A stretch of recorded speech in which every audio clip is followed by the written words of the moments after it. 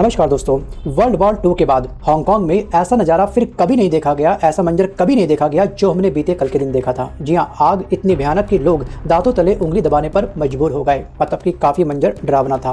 अब दोस्तों बात हो रही है यहाँ पर हांगकांग में लगी उस भीषण आग की जिसने पूरे देश को बुरी तरीके से हिला के रख दिया है। जी हाँ, एक रेजिडेंशियल कॉम्प्लेक्स जिसके अंदर 8 टावर थे और हर टावर 31 मंजिला था और अंदर 2000 से ज़्यादा फ्लैट थे और कुल मिलाकर के यहाँ पर 5000 से अधिक लोग रहते थे।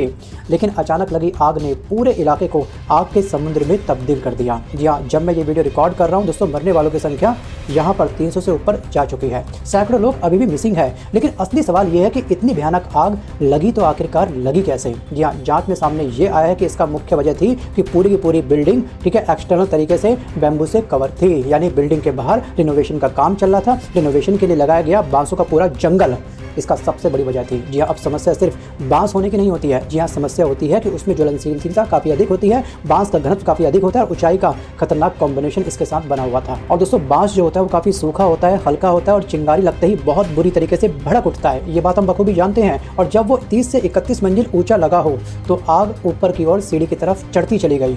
सेम यहाँ पर यही सीन हुआ और बांस ने ऑक्सीजन खींची, लौ और अधिक तेज हो गई और पूरा स्ट्रक्चर, पूरी बिल्डिंग एक एक करके सभी टावर को आग में ढकेलती चली गई। अब सबसे बड़ा सवाल ये है कि क्या हांगकांग की इस आग वाली घटना से क्या भारत कभी कुछ सीख पाएगा? क्या ये एक बहुत बड़ा सबक है, बहुत बड़ी चेतावनी है हम सब देशों के लिए?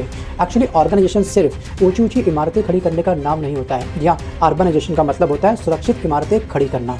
सो गाइस, भारत में भी पिछले कुछ वर्षों में हॉस्पिटल में आग, स्कूल में आग, फैक्ट्री में आग, रिहायशी इमारतों में आग लगती हमने ऐसी बहुत सारी घटनाएं पढ़ी हैं, देखी हैं। और कारण लगभग वही होता है, ढीली सुरक्षा, पुराने नियम और कुछ नहीं होगा वाली मानसिकता।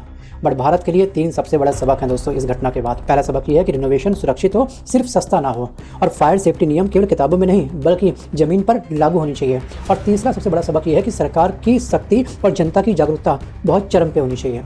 और भारत को ये समझना होगा कि ऊंची इमारतें बनाने से देश विकसित नहीं बनता है, सुरक्षित इमारतें बनाने से देश विकसित बनता है। और हांगकांग की आग सिर्फ एक खबर नहीं दोस्तों, हम सभी के लिए एक बहुत बड़ा मैसेज है, एक बहुत बड़ी चेतावनी है। बट दोस्तों वीडियो को पॉज करके आप मुझे कमेंट करके पक्का करना कि आपको क्या लगता है कि सच में भारत इस घटना से कुछ सबक ले पाएगा या फिर कुछ भी सबक नहीं लेगा, जैसे चल रहा है बस वैसे ही चलते रहेगा। वीडियो को पॉज करके मंथन करके आप मुझे कमेंट करना मत भूलिएगा। धन्यवाद।